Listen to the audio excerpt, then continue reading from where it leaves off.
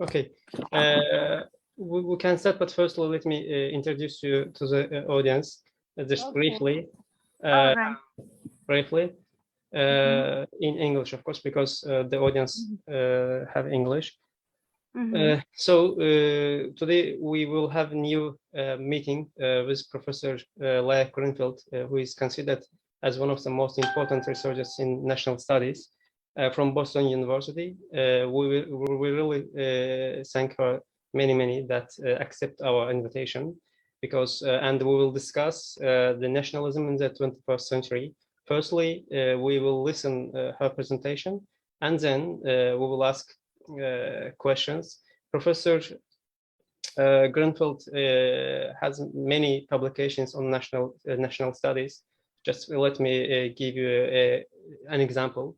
Nationalism, which is 5 Roads to Modernity, which was published in 1992 and translated into many languages, even Turkish, that I discovered when I was a PhD student while writing my PhD thesis in a Turkish library, and started reading Greenfeld's publications on nationalism. So a brief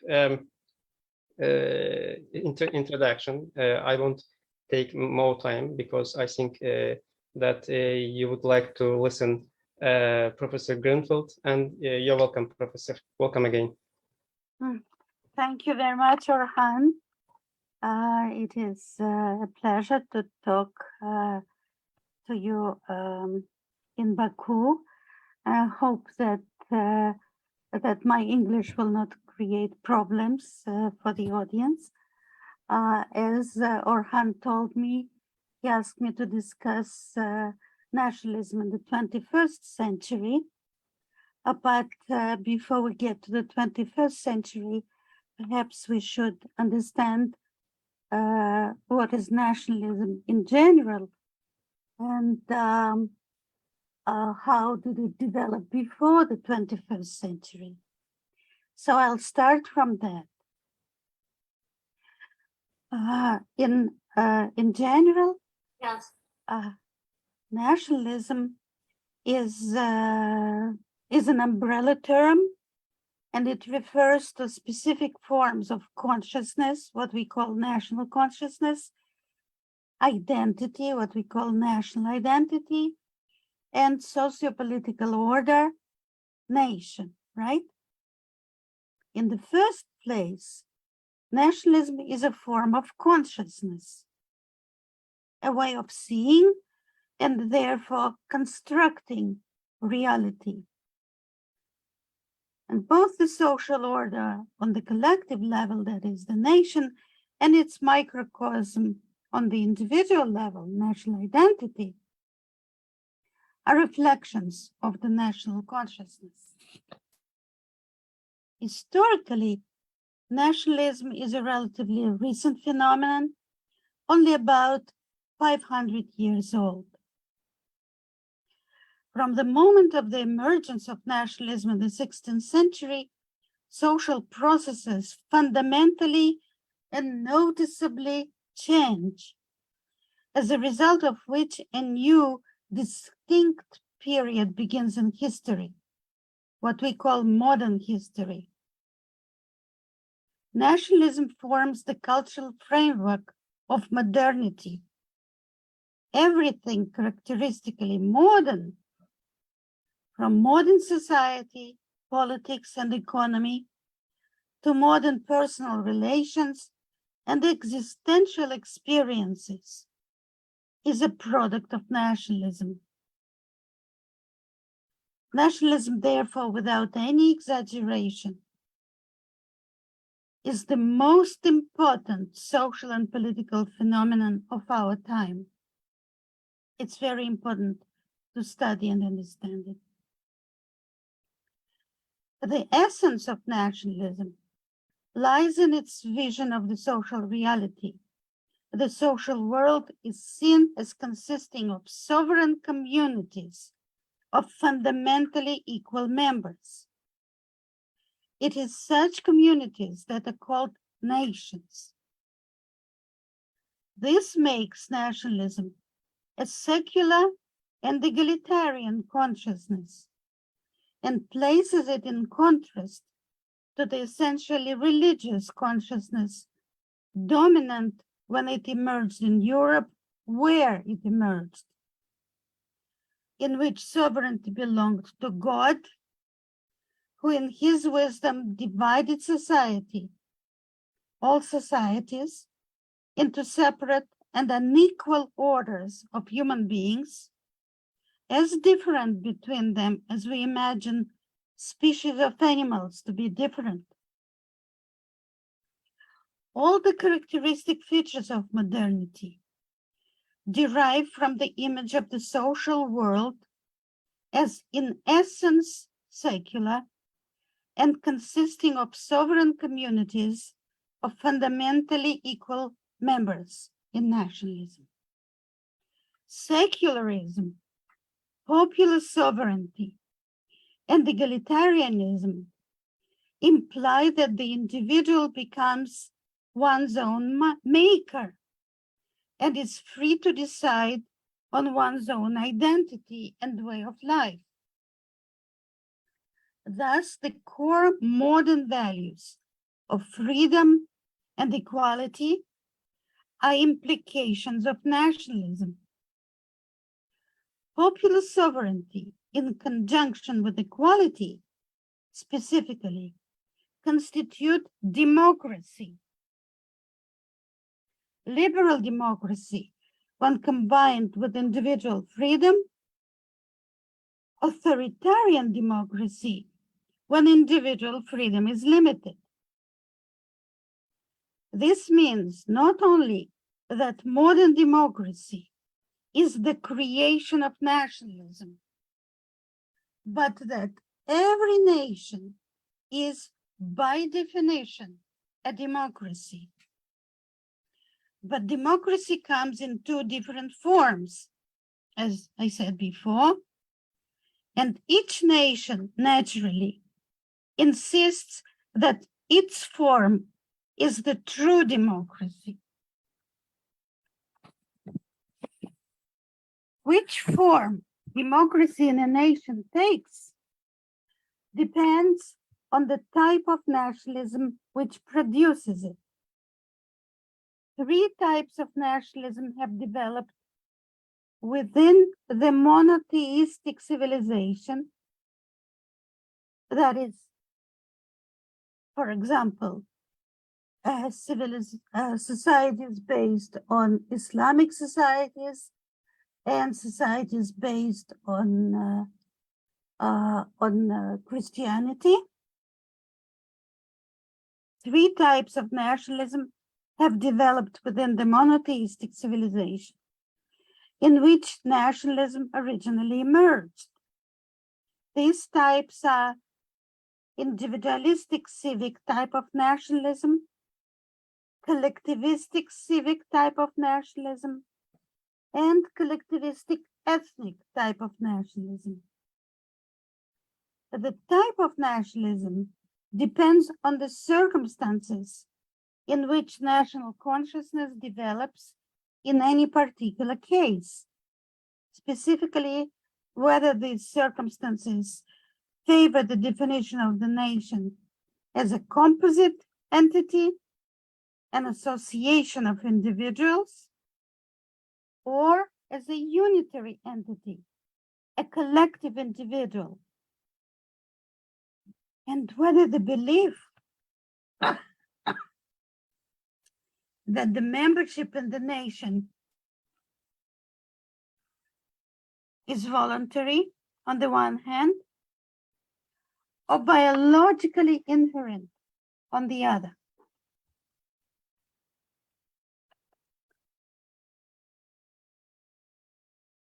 The combination of the composite definition of the nation with the voluntary idea of national membership produces individualistic civic type of nationalism.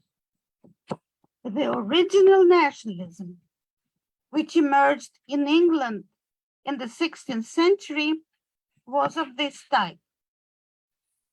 It logically stresses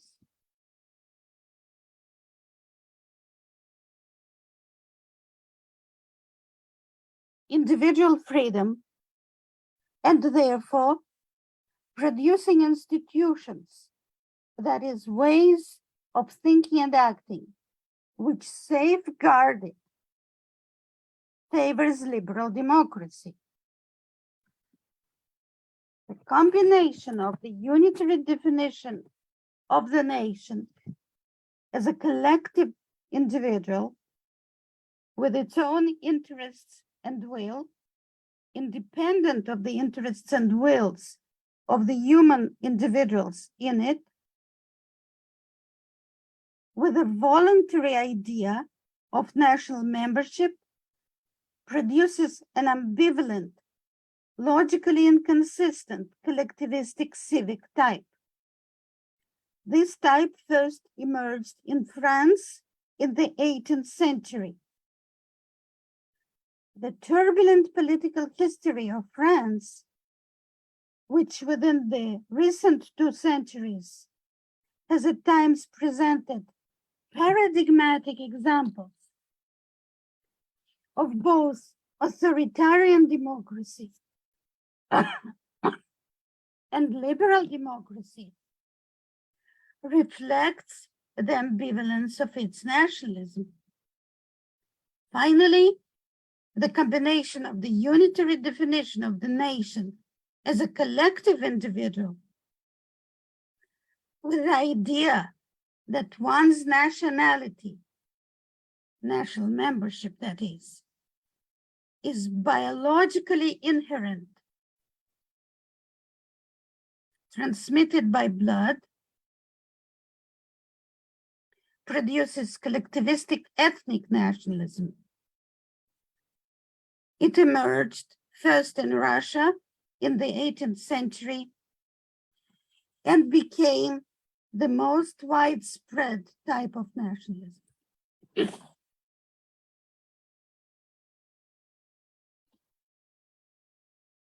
The majority of nations, I'm sorry, I have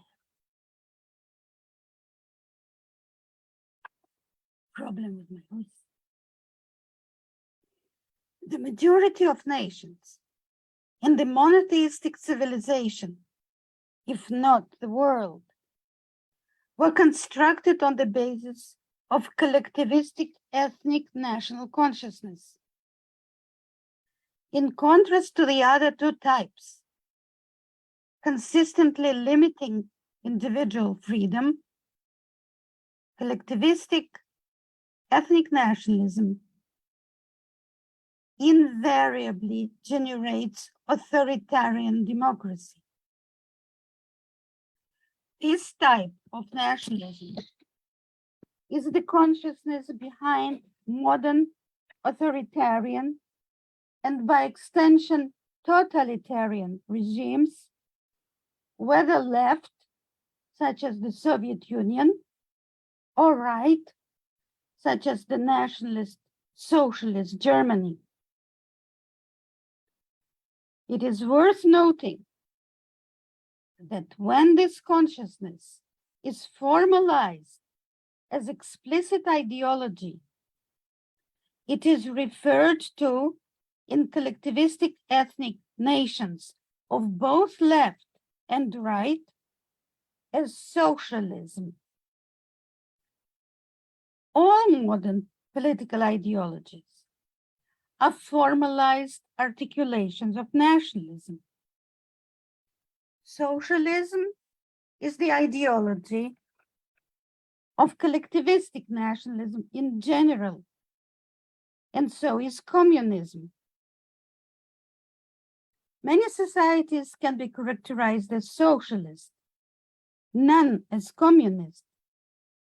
Communism is an ideology of an ideal society. Classical liberalism was the ideology of individualistic civic nations, while in 2 paradigmatic cases of Italy and Spain, collectivistic civic nationalism was formalized as fascism.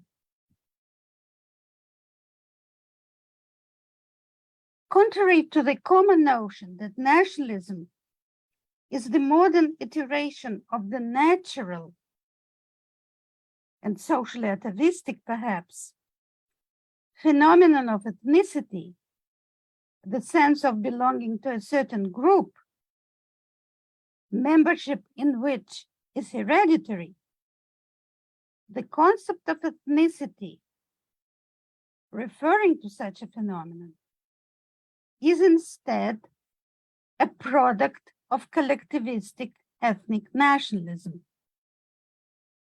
Ethnicity, therefore, is an essentially modern phenomenon, and nationalism is older than ethnicity. As an explicit concept, ethnicity is a recent scholarly invention. Before it appeared, the term race was used to express it.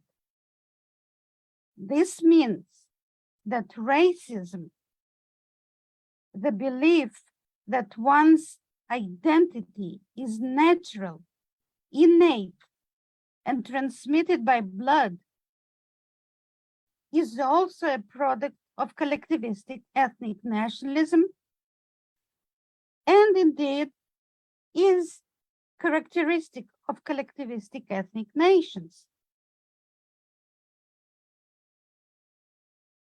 In contrast, this belief and social attitudes reflecting it are quite foreign to civic nationalisms, which in principle regard membership in a nation and therefore one's identity as a matter of individual choice. Among other things, this means that while racism was of the essence of National Socialism, that is Nazism, and while the Soviet Union was openly racist, despite the international character of its communist ideology, racism was uncharacteristic of the fascist regimes in either Italy or Spain. Nationalism itself is a product of an historical accident, not of immanent laws of history. Its emergence was unexpected and unpredictable. The specific accident which brought it into being was the Wars of the Roses in the 15th century England, as a result of which the upper stratum of the English society, the feudal aristocracy, was, for all intents and purposes, wiped out. In the consciousness of the period, this stratum differed categorically from the rest of society, and thanks to its special nature, occupied positions and fulfilled very important responsibilities, which no one from other, that is lower strata, could occupy and fulfill. Unlike the aristocracy, the lower strata were common. They were referred to as people. The word people having the meaning of plebs or rabble. However, suddenly members of the plebs were occupying the positions of the aristocracy and fulfilling its responsibilities, since the physical destruction of the aristocrats did not eliminate the social need in such fulfillment.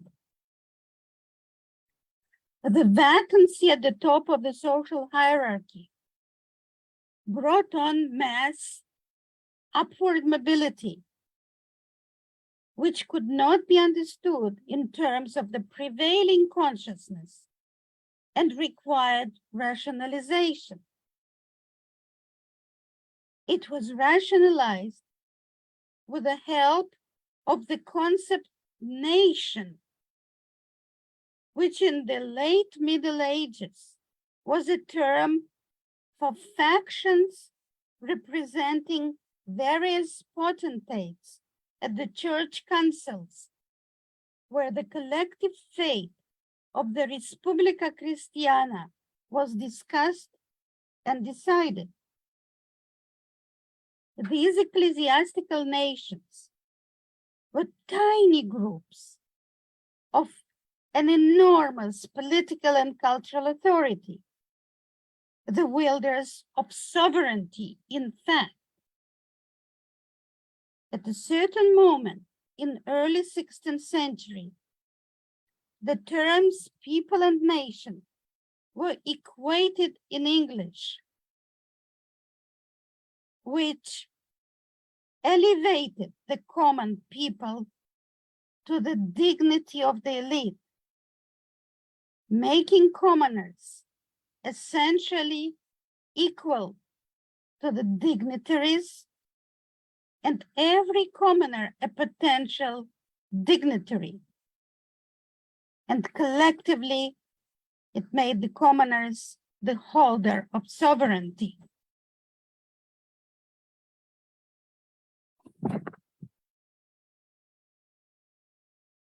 It is this implication of personal dignity of every member of a nation that makes nationalism so appealing to the masses around the world. The core institutions of modern society and politics, such as class stratification system and the state, derive directly from this symbolic revolution, that is the definition of the people as a nation, and are present in every nation, irrespective of the type of nationalism. The modern system of stratification is logically implied in the principle of fundamental equality of membership in a nation. An egalitarian society does not mean an unstratified society, or a society in which there are no inequalities. All societies are stratified, among other things because, as a matter of fact, all men and women are not created equal. But national consciousness makes us believe that they are. And our belief in the natural equality creates a stratification system that is dramatically different from other stratification systems, a fluid and open system, in contrast to others that are rigid and closed, a system characterized by social mobility. In distinction to closed system of social stratification, the bearer of status in the modern one, called class system, is the individual, not the family. And the foundations of status, wealth, and education, in its case, are achievement-based and therefore transferable, in distinction to birth or blood relations, on which status is based in other systems, which are ascriptive and thus cannot be transferred between unrelated families. the system of social stratification regulates social relations across all spheres of life. Its nature is therefore reflected in all other social institutions, which makes equality the central modern value and explains our obsessive preoccupation with smallest transgressions against it.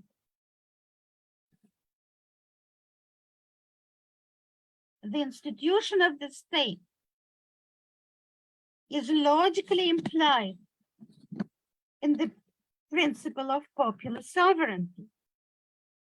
Today, we tend to use the word state and government as synonyms. But the word state came to refer to government only after the emergence of nationalism and as a new addition to the political vocabulary, designated a new form of government. In distinction to kingship, for instance, which is a personal government, state government is impersonal. It is always a government by officials, representing an impersonal, thus abstract authority, and so essentially a representative government. The values of equality and popular sovereignty, in stark contrast from those underlying rigid social stratification and personal government, necessarily involve the population in the political process.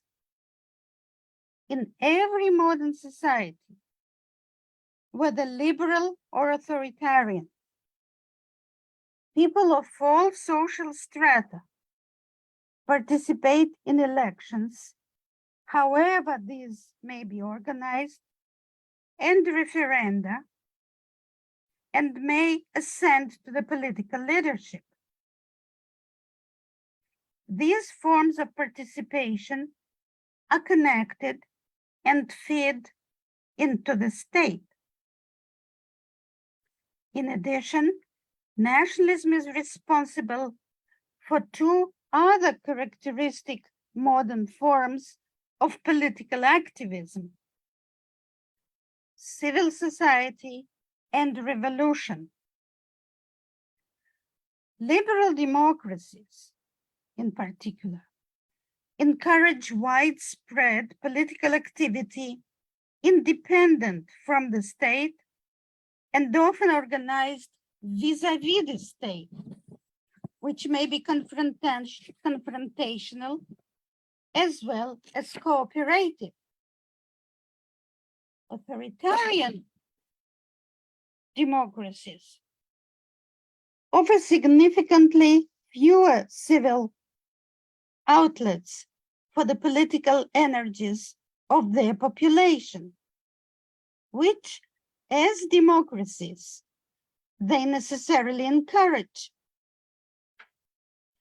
The possibility to spend these energies through civil society results in generally lower levels of collective violence in liberal democracies. In authoritarian democracies, pent up by comparison, they periodically erupt in violent group conflicts and rarely but spectacularly in revolutions. Revolutions differ dramatically from spontaneous popular rebellions, as well as from more or less limited elite revolts, which are common throughout history. They are not direct expressions of material deprivations and do not pursue specific interests of their participants and leaders or advocate specific changes. Instead, they are organized, conscious attempts at the transformation of the entire social and political order, beginning with the destruction of the existing one. With revolutions, ideology assumes the center stage in politics writ large, with the core values always being equality, liberty, and popular sovereignty. In this sense, which is the sense in which the word revolution is understood today, revolutions are only possible within the cultural framework of nationalism.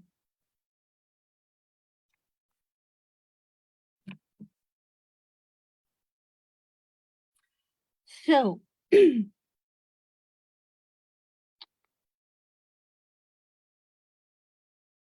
what makes nationalism appealing, and therefore what made nationalism spread from a rather small place in Western Europe, where it accidentally emerged, over the entire world today, is that it endows the individual identity of every member of a nation with dignity. Since the dignity, personal dignity, derives from the membership in a nation, national populations are committed to increase the dignity of the nation. This makes nationalism an essentially competitive form of consciousness.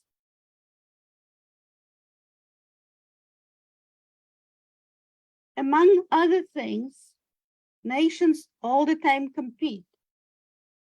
They all the time compete for one thing only, for the dignity of their nation, or in other words, for international prestige. However, they choose to compete in those areas in which any given nation has the best chance of ending on the top, that is, in outcompeting others. They can compete in any area. They can compete for economic supremacy. They can compete for military supremacy. They can compete in the beauty of its women. They can compete in the quality of their chocolate. The most important, they always compete for the same thing, that is the standing of the nation among others, the dignity of the nation. In the case when it is the economic area in which nations choose to compete, this leads to the emergence of capitalism or the modern economy. That is, in distinction to other economies, an economy oriented to sustain growth. So, modern economy, capitalism, economic growth are also products of nationalism.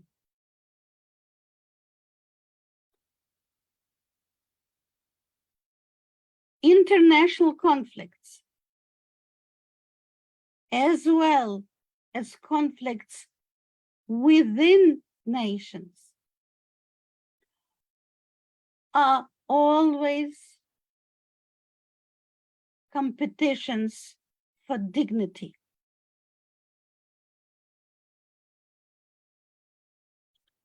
For this reason, it is very difficult to resolve them in a rational way.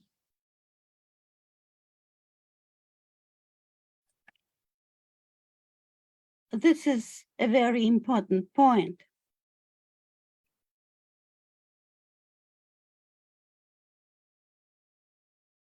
Did nationalism change in the 21st century? Is it different from what it was in the 20th century, for instance, or in the 19th century? No, it didn't change. It is still the same dynamic, still the same cultural and psychological dynamic. The difference, the major difference in the history of nationalism is that in the last several decades, that is, in the end of the 20th century, beginning in the end of the 20th century, but very much becoming visible only in the 21st century, nationalism, which emerged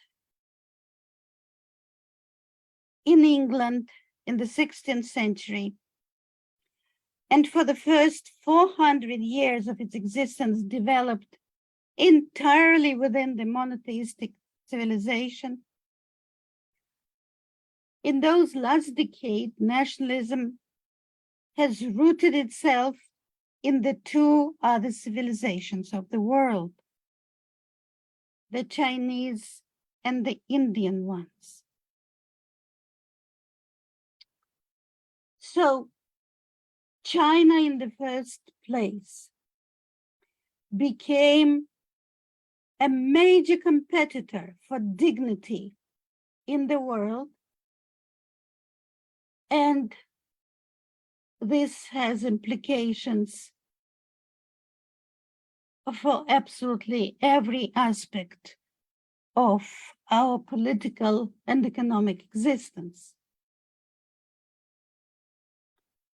Now, the Chinese and Indian nationalisms, though they cannot be characterized sufficiently without further study, one thing about them is clear, and it is that equality is much less important for them,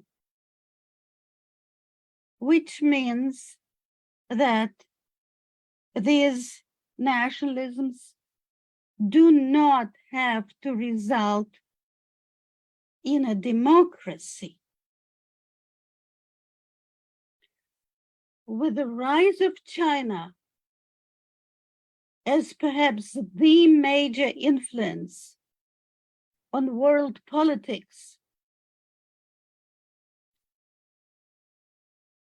I think it is safe to say that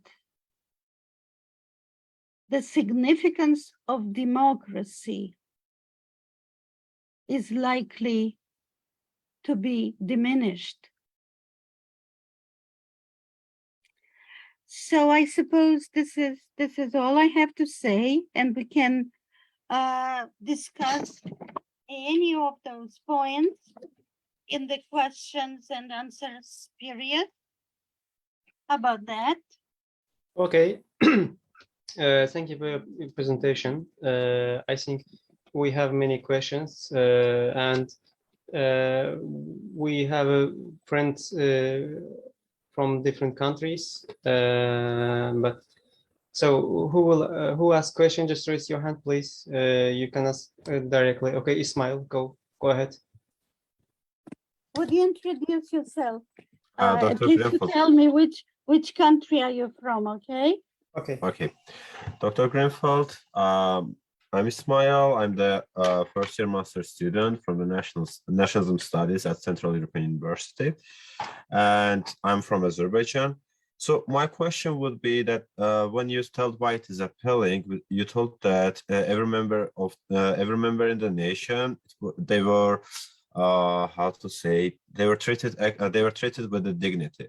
So by considering this, can we claim that the women rights, the granting the women rights and the rights to the other national minorities or other minorities within the nation had the roots in the nationalism idea?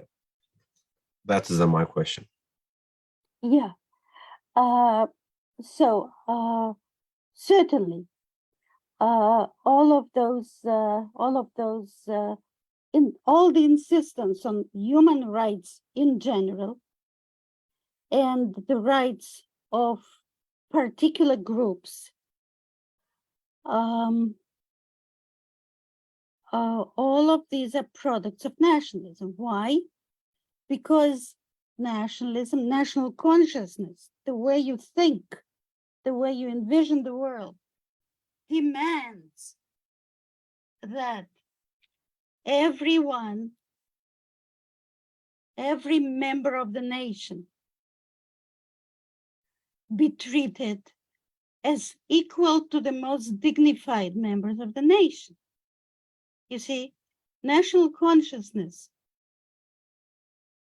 defines the people, which before meant lower classes, defines the people as a nation, as an elite, and makes everyone equal.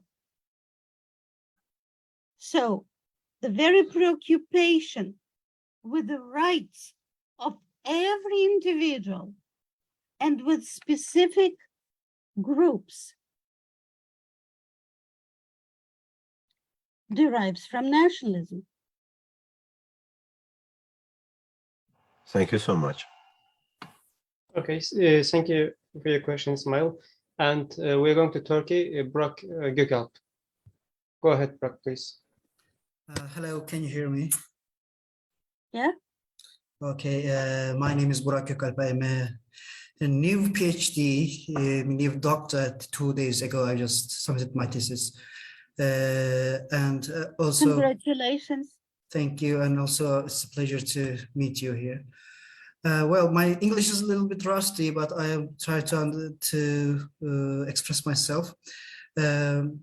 You talk about dignity and nationalism as a sentiment, as far as I understand. What is the fundamental parameters of construction to nationalism bottom up instead of top down? I mean, the mundane, the ordinary life. What's the parameters of ordinary lives to construct nationalism and dignity? Can you share your insights about this? I'm not sure that I understand your question, but let me try. Nationalism is fundamentally and in the first place a form of consciousness. It's the way you think about the world. It's the way you see the world, right? So within this perspective, within the national consciousness, you see every member of a nation as equal. So no matter where you are in the social hierarchy, you must see every member as equal. What is your attitude to this will depend on where you are in the social hierarchy. I see. But this is the very way in national consciousness the world is organized. So everyone in principle has the same dignity in people's minds. But I wonder, I'm sorry I interrupt, but without a state, you can still be a nationalist. right? Yeah, you can still be a nationalist. So You how can have- come you- they became nationalists without the interpretation of, no, sorry, interpretation, not interpretation, intervention of state? Who? The people without states. How they became nationalists? Yeah, The, How the did they- consciousness, the yeah, consciousness, the consciousness, the dignity. this consciousness, Mhm. this consciousness that the world consists naturally. The world naturally consists of sovereign communities of fundamentally equal members. Mhm. It's like in the, religious societies before nationalism, the vision was that God has created the universe and God has created all those different classes, and people have to behave in a certain way, and then depending on their behavior, they either go to heaven or to hell. Mhm. This was the vision, the consciousness of people. So with nationalism, the consciousness completely changes. And now people see the world without any God, just being naturally divided into sovereign communities of fundamentally equal members, I see. which logically implies that every member of a nation has dignity in principle, you see. Mhm. And so people start fighting. For example, they don't have a state, but they have this vision and they want to realize this vision. So they make fight for the dignity of their nation, which doesn't have a state. Mhm. A very good example is Catalonia. For a very long time already, for over a century, Catalans are fighting for the dignity of their nation. They want to be recognized as a sovereign community of fundamentally equal members, right? Yeah. They don't have a state. They are in a state which they believe oppresses them as a nation. They don't have a Catalan state. So it comes just from the consciousness. Or you can imagine people in the Soviet Union, people in the Soviet Union. There were lots of nationalists in the outlying 14 republics, around Russia. Mhm. And they all wanted to have states of their own. They felt that they were not given the dignity, that belongs to everyone within this consciousness. They felt that they were discriminated as individuals and as nations, right? Mhm. And the moment they could afford it, they demanded independence All right.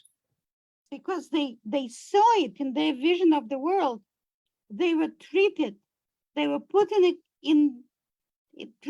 in an unnatural and therefore unjust way. And they felt they were put in an unnatural situation because the natural situation would be, a sovereign community. They would be a sovereign community of fundamentally equal members. I see. Thank you very much. Thank you for the question, Burak. We are going to Malaysia. Ilchin, go ahead, please. Hi, I'm Liah. Thank you for your lecture. I am from Azerbaijan, but studying in Malaysia at the University of Malaya, PhD, first year. My question is about, I have two questions. First of all, I would like to ask you, according to the Gellner, the nations emerge from nationalism, not vice versa. But from your lecture, I understand that there is a nationalism emerged from nations. As I understand, if I got it right, the nation was, I'll say the nationalism emerged from nations. Is it right? No. No. What we are talking about is that national consciousness comes first. You can call it nationalism. Okay. The way of thinking and seeing the world, it comes first. Okay? And it came in England, it emerged in England from the equation of people, of two words, people, which meant plebs, which really meant the lowest classes, understand? Equating this word with the word nation, which at that time meant a super elite.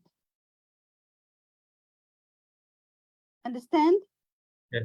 Now, having equated that, and the equation came when the aristocracy was physically destroyed, and common people, members of the lower classes, rose to very important positions, which they could not occupy according to what they thought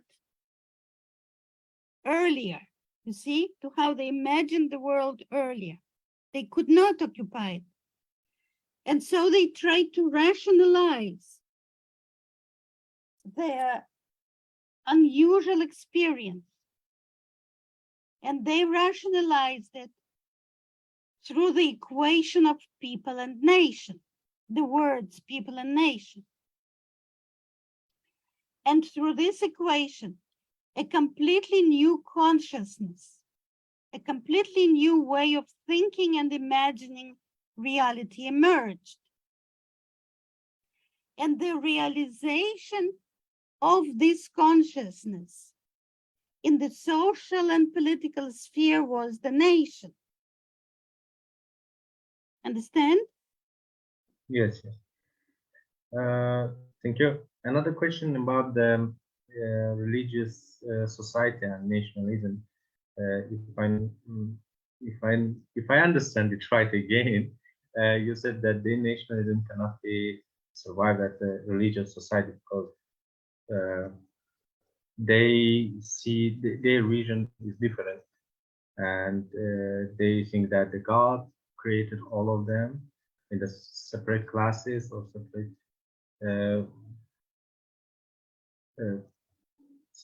separate classes. Okay, but I would like to ask you to explain the case of India, for example. The In India, case of what? India. India. Mhm. Yes, as you know, in India they have a class hierarchy, but at least at the middle of 20th century, they had a nationalist movement under the leadership of Gandhi. So, is it a bit paradoxal? No, it's not. It's actually a very good case. First of all, nationalism really, there were some nationalists, you know, such as Gandhi, but nationalism only very recently took root in India.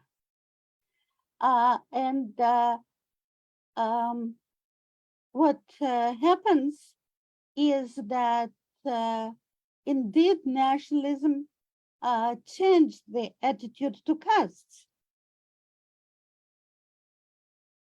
Even though people, many people remain religious, many people remain religious all over the world.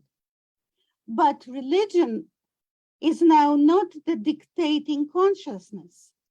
Religion becomes something like an ethnic characteristic.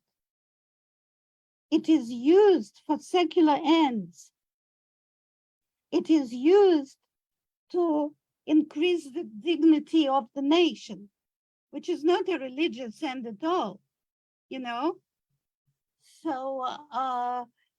nationalism has a logic which is very different from the logic of religion, and it motivates very different type of action and behavior. So, for example, the very existence of Indian activism is a creation of nationalism, because given their religion, they should accept the situation completely as it is and just try to, to do the right thing, to continue what they have been doing for thousands of years. So India is a very good example of the power of nationalism. Is the same, if I'm not mistaken, in the Arab countries? I don't hear you very well. Okay, I think it's the same with the Arab countries at the beginning of the 20th century. When they started it is very much the same with the Arab and the other Muslim countries. Yeah, of course. In the Arab and Muslim countries, Islam becomes one of the most important national characteristics, and it is constantly deployed in national conflicts.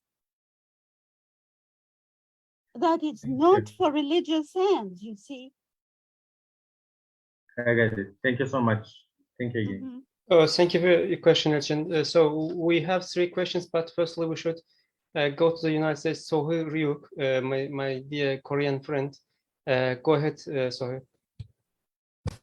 Hello, thank you, Professor Greenfeld, and thank you to Orkhan for organizing this. I worked in Baku for a little bit at the same university that Orkhan is in, but now I'm in the United States. A PhD candidate in the US here, but I guess I was wondering. Where? At Columbia in history. And so I was just kind of going back to the conversation about how different things mediate nationalism. I noticed that you had mentioned ethnicity, ethnic nationalism, and I was wondering if you could perhaps talk about some examples or about some situations in which the presence of ethnicities or different ethnic identities hinders or contributes to national identity and nationality. Let's see what it is nationalism, the definition of a population, irrespective of class, you see, irrespective of class and status, as sovereign, that to begin with leads in certain cases to the focus on their inherited characteristics of this population. That is, in nationalisms which are not individualistic. In individualistic nationalisms, this doesn't happen because one is focused on the characteristics of the individual. But when ethnic nationalism develops, it develops as a result of the spread of national consciousness into certain areas which do not have the same factors for the emergence of nationalism as those that have created civic nationalisms. And those factors are usually either it is the focus on the individual, individualistic nationalism would always be civic, or as in France, it is the existing pride in the cultural achievements and the record, the great record of cultural achievements of the country even before nationalism. So when nationalism reaches a society such as Russia, for example, in the 18th century, who could not develop an individualistic nationalism because their nationalism was imported. And it was imported not because of the situation of individuals and the experiences of individuals, but just because they understood, that having nationalism would give every one of them and the collectivity dignity. So it is always dignity that creates the appeal of nationalism that is being imported. It was not like that in England. The dynamic is very different. So they imported national consciousness, the Russians, the Russian elite, in fact, imported a national consciousness.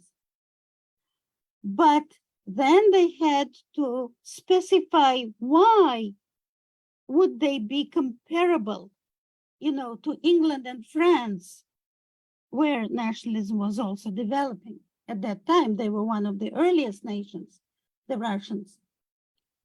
So, and in distinction to those other model societies, they were models for them because they were importing their national consciousness from them. In distinction to what they chose as their models, they didn't have at that time in the 18th century any cultural achievements. They had no record of any achievement. So they had, because they didn't have a record of achievement, they therefore said, well, we are a nation because just like England and France, we have a particular blood and a particular soil, you see? So then they defined their national consciousness in terms of the genetically and historically transmitted characteristics. So now ethnic nationalism, collectivistic and ethnic nationalism is the most common type of nationalism around the world. Although I am talking specifically about the monotheistic civilization. I am not talking about the Chinese civilization, for example, to which Korea also belongs.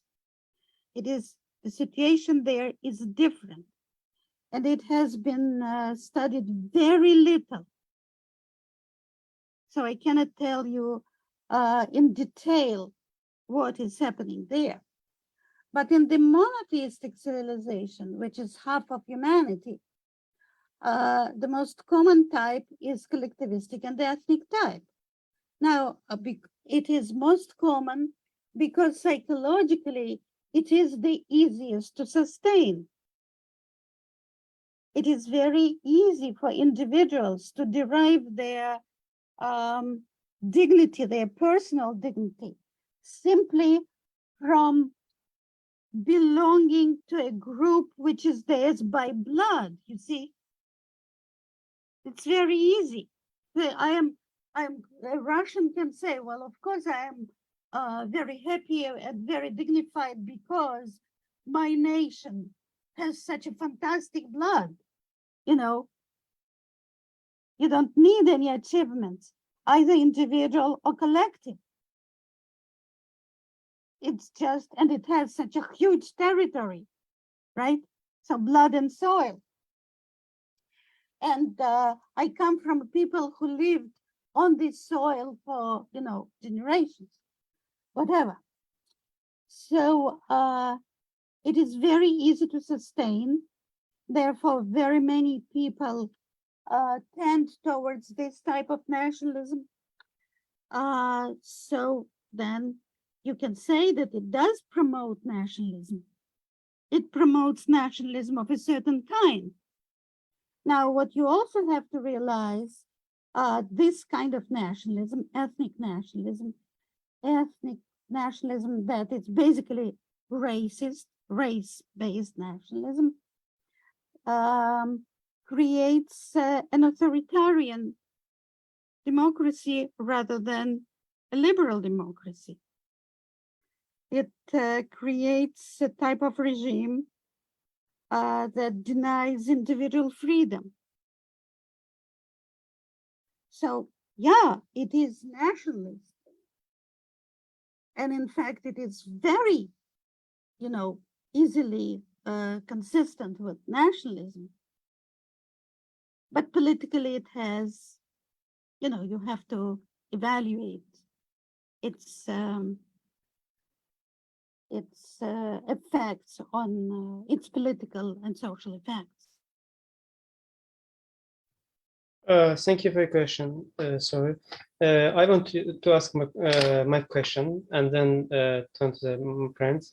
So, in your last book, which was published in 2019 in Berkeley, I think, institution, so it was a paragraph in that book said, there's a paragraph that, for example, a kings of the United Kingdom decided to separate his country from Pope. And you mentioned that it could be considered as starting point of nationalism or bursting of new nations like this. So I would like to ask you a question that in that like for the 21st century, because there are many critics that comes from abroad that nationalism or nations is going to die. So do you think that because your great book, which explained economic, how to say, background of nationalism in terms of British example, right? So they claim that the economics is going to transforming, for example, neoliberalism, financial, etc. like this. So do you think that we are going to witnessing the, how to say, dying of nationalism on the nation states in the coming future? First of all, no serious scholar who tries to deal with empirical reality would be predicting things about the future. A scholar cannot do that. At any point we can have a meteor coming from, the outside of the earth and hitting the earth, God knows where, and the world would be completely changed. So you can only talk about the foreseeable future, meaning basically extended present, right? So if the situation remains as it is in the extended presence, no, I don't see any signs of the disappearance of nationalism. Absolutely none. I do see possibly signs of the change in the nature of nationalism because of the extraordinary influence of China on what is happening in the world, and the fact that its nationalism doesn't follow exactly the pattern that has developed in the monotheistic civilization. But no, absolutely not. I don't see any economic factors leading to the disappearance of nationalism. In fact, all the economics factors in operation today are themselves products of nationalism. Okay, thank you. China is a great, I think it's important case. So, by the way, Elchin remind me, Ernest Gellner, I can recommend you have an article, Nationalism and the Mind. You made a critics, Gellner's how to say, interpretation of nationalism. I think we can read it. I read it when I was PhD student in Turkey, so I can recommend it. So let's go Ismail again because he wants to ask a question again. Thank you, Orkhan, and thank you, Dr. Greenfeld. So my question is actually similar to the question by Orkhan, and the famous journal articles, they're all saying that there's a rise of the nationalism because there's a rise of the far right. As we know that 2 days ago, Italian far right party won the elections. But what I want to ask, can we just call the rise of far right as the rise of the nationalism, or nationalism during the last decades was the only and the sole principle in the international order? So let me elaborate that. So can we say that the Italy, as they had the prime minister from the far right party, is now will follow the more nationalist politics than the other states, for instance, France or United Kingdom? No, we cannot say that by any means. First of all, there is no rise of nationalism any greater than there was a rise of nationalism before. I mean, what rise of nationalism? To what period do we compare it? To the period of the 1930s?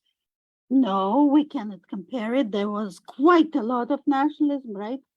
1940s, 1930s. So which period are we comparing to? The period of the dissolution of the Soviet Union? I'm when sorry. There was an incredible rise of nationalism just because, yeah.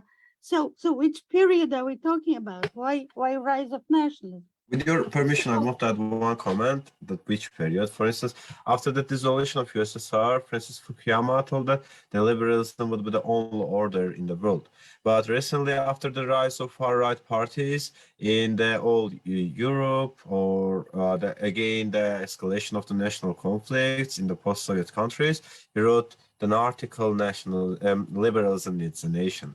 So in 2 decades, so the beginning of the how to say 2000, we can compare it to the 2 decades ago, 3 decades ago. True.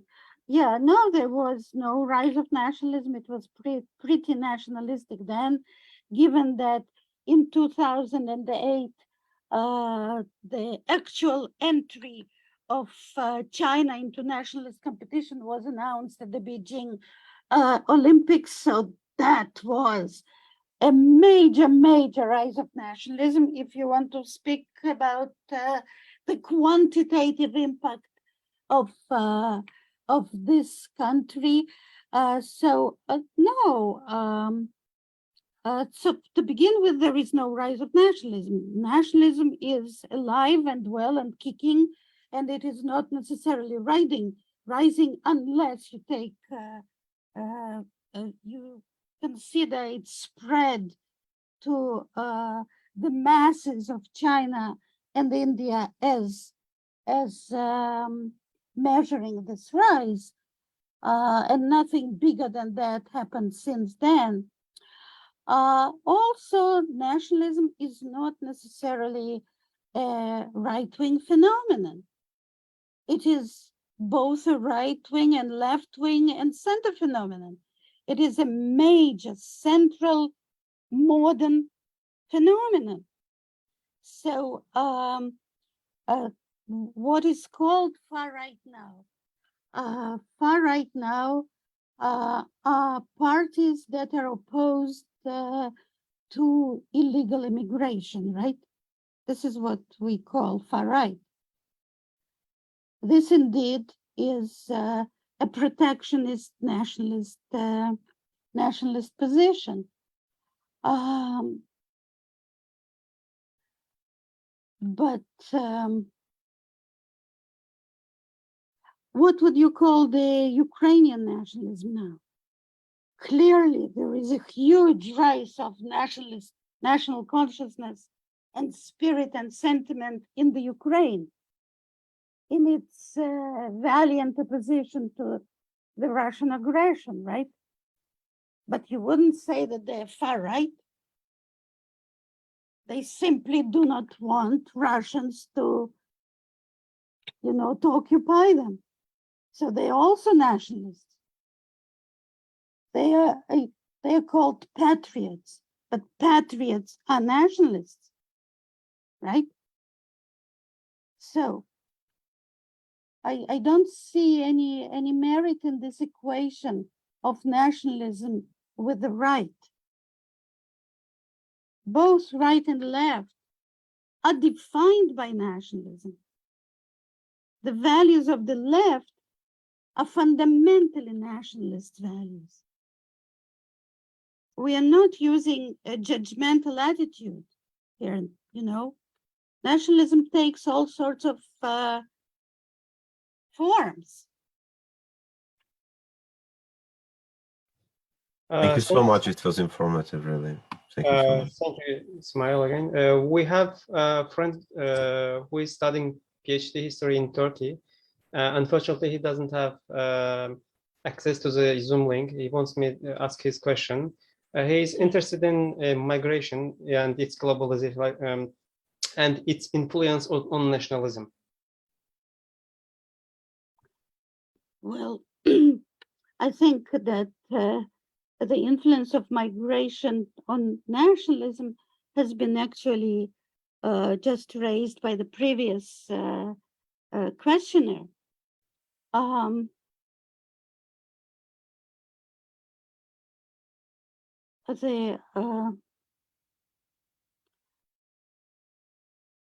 When you have a great influx of people from outside of the nation's border into a country with limited resources, it is quite likely that some sectors would react to that with from a position of ethnic nationalism. They would say, well, you don't belong here and you take our resources, or something like that. At the same time, if you have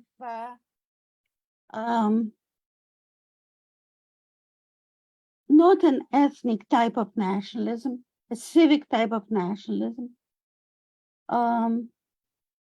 such migration may also lead to the spike in civic national consciousness, as happens, for example, in the United States. In the United States, you have the reactions from both sides. There are lots of people who say, well, our resources are taken by aliens. And then there is a huge public that constantly says, no, we have to spread the values of equality and freedom to others. And those are nationalist values. So migration is quite likely to strengthen nationalism of both kinds.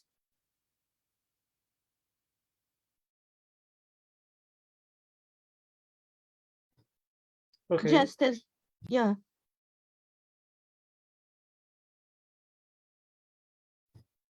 Okay, I think Elchin has a new question.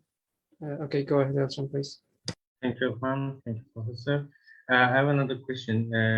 If we generally talking about the Again, I don't hear you well. Okay. If we are talking about the nationalism and we are talking about the dignity of the person or the society, For me, dignity is the being proud of some achievement that contribute to the world heritage or something. But what about if there is orientalistic attitude from the ex-colonial state? I mean the state's orientalism. Could we consider orientalism as a threat to nationalism? As what to nationalism? Threat. Threat to nationalism? No. Orientalism. In fact, it was the colonial empires, in particular the British Empire, that spread national consciousness, around the world. So it simply because they brought their own way of thinking. And people, native people who were educated into this consciousness, then they became the first nationalists of those new nations. They learned those principles. So Orientalism. What do you mean by Edward Said's Orientalism? concept of Orientalism, misleading or misrepresenting of the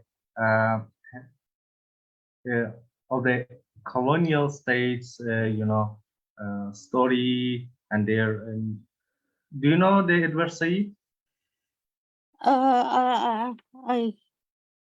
I never read him. Okay, he is a scholar from the Middle East. He died some years ago. And so what was the argument? His argument that Orientalism is a scholarly created attitude of the West to the East. A scholarly attitude.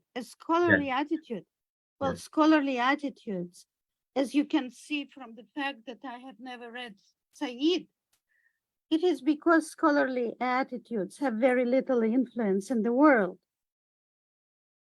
You know, scholars may have influence on the thinking of other scholars in the same field, but they usually have very little influence on the world itself. So if Orientalism is a scholarly attitude, it is like any other scholarly attitude in literature studies or whatever, and most people wouldn't know about it. Most people wouldn't know about it. Most politicians wouldn't know about it. So the scholarly attitude would have no influence on the real world. Yes, he had in his book, cognominal book Orientalism, a lot of examples. At the beginning of the book, there was a quotation from Karl Marx that Karl Marx said, "They cannot represent themselves; they should be represented." Actually, my question is, if the ex-colonial states try to diminish the dignity of the newly established countries, the dignity of the society. So could it be that attitude, the attitude of the ex-colonial states, could be the threat of the nationalism for newly established countries? No, it couldn't, because just think that ex-colonial states, what do you mean? Do you mean, for example, England, Britain? Yes. Something like that. For example. Well, how can England now influence significantly what is happening in India, for example, or what is happening in Nigeria? Those are huge countries. England is a small country. It is an ex-colonial country, but how can it influence with its views the realities in those colossal countries? It cannot. So whatever they think, they may think. But the people in India, certainly they have their own brains and their own minds. And unless they want this influence, nobody that could influence them. On the other hand, if you think about an ex-colonial state as Russia, for example, Russia is clearly an ex-colonial state, and it is, it doesn't want to be ex-colonial. And unlike Britain, it is not a small island country, but still the largest country in the world with the most powerful nuclear arsenal. So what they think about their previous colonies, such as Azerbaijan, for example, right? Azerbaijan was a colony of Russia, just as Ukraine was a colony of Russia, just as Kazakhstan was the colony of Russia. All of those were captured by force, by military force, and then dominated by the Russian state. It doesn't matter that it was called the Soviet Union. It was still the continuation of the Russian Empire. That is an imperial state with its dominions. So of course, you could see that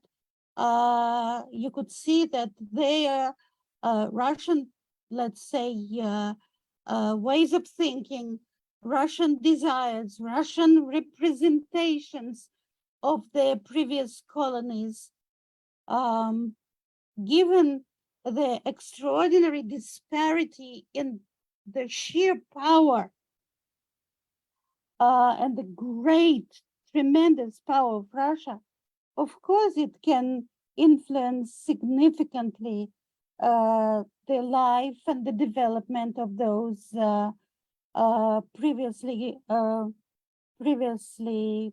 colonies, and of course it can influence the development of their national consciousness and their nationalism.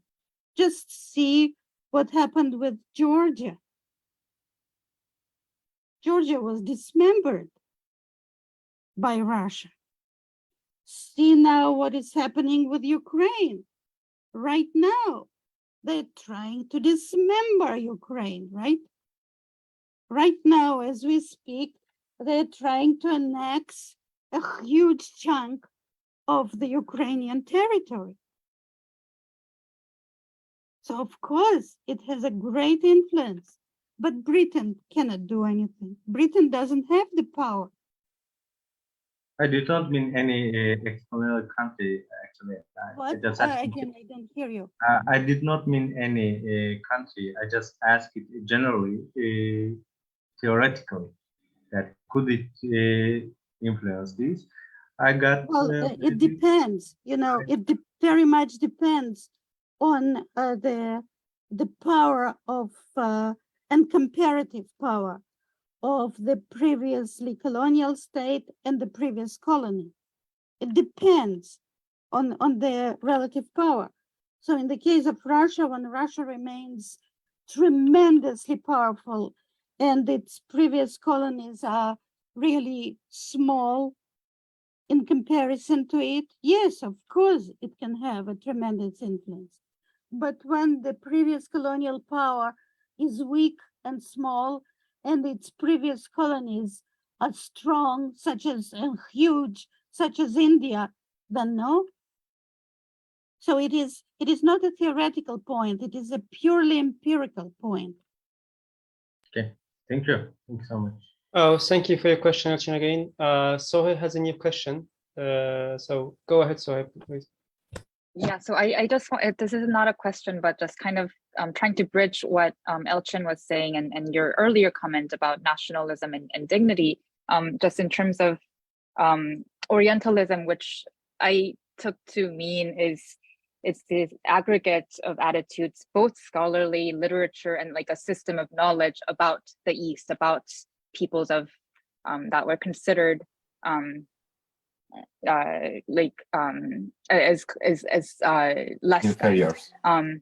right, and I know there's been lots of historical research, for example, about how the first nationalists from these colonial states, how many of them, for example, were living in Paris, like Ho Chi Minh, and they encountered things that were contrary to what they thought were like equal treatment of all people. So they encountered discrimination, these attitudes, and that was what inspired them to have what inspired a lot of their nationalistic this conception of nationality. So I just wanted to just make a comment about this comment of dignity and the overlap of these attitudes. And yes.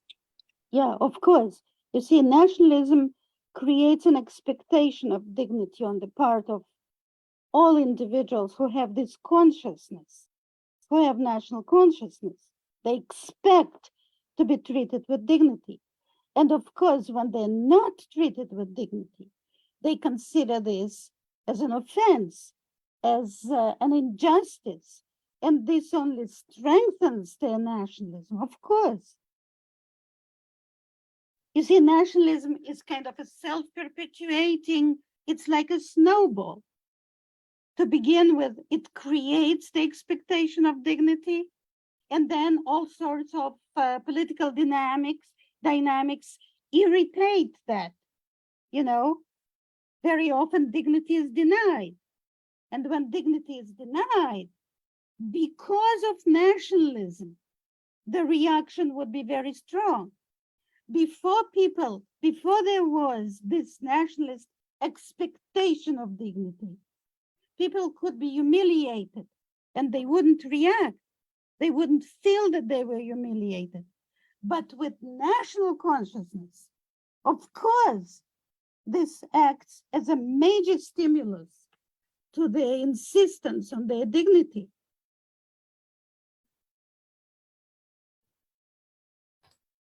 So thank you, Sohail. It seems that there's no question, so I would like to ask the last question, if you don't mind. Oh, sure. So while reading your understanding of nationalism, I got three concepts. Firstly, equality and freedom for human as a main subject of modern understanding of life, humanity, anything. And then democracy. So there was there I have to say, when I was PhD student in Turkey, we discussed many times these concepts as how it would be or wouldn't be, etc. So, and as you know, there are many critics on this issue because there are enough, how to say, publications that they claim that no, we cannot make a relationship between equality, freedom, and democracy. And so, how could you, how to say, answer these critics? Actually, you did say something at the beginning of the presentation, but I would like to ask again this question. What did I do at the beginning of presentation? The relationship between equality, freedom, and democracy and nationalism. Oh, well, okay, let me repeat. Democracy as we understand it, which is basically popular sovereignty plus equality, right? Is an implication of national consciousness. It is nationalism that brings modern democracy into being. However, democracy can be liberal. It is when equality and popular sovereignty is combined with an emphasis on the individual freedom, or it can be authoritarian when individual freedom is limited. Popular sovereignty and equality remain, but individual freedom is limited. Now, which type of democracy a nation would develop depends on the type of nationalism which belongs to that particular nation. So, nationalism, which is individualistic and civic, would favor liberal democracy, would contribute to the development of liberal democracy. nationalism, which is collectivistic and ethnic, would always contribute to authoritarian democracy and deny individual freedom. And nationalism, which is collectivistic and civic, is a very ambivalent kind of nationalism, and it can contribute to both. And as we know from the example of France, it has contributed to both. Sometimes this and sometimes the opposite, you know. But in general, democracy is the implication of nationalism. You cannot have democracy without nationalism. And you wouldn't have modern democracy without nationalism. Nationalism is the very foundation of democracy. Okay, so is there any question? I think, and we make you tired. So thank you again so much, and thank you to our friends that made it interesting with their questions. Thank you. Thank you for your questions. you. Yes. Okay, thank you. Bye-bye. Bye-bye. Okay, you write to me, Orkhan, okay? Okay, I'm going to write you. See you. Okay, bye-bye. Bye-bye.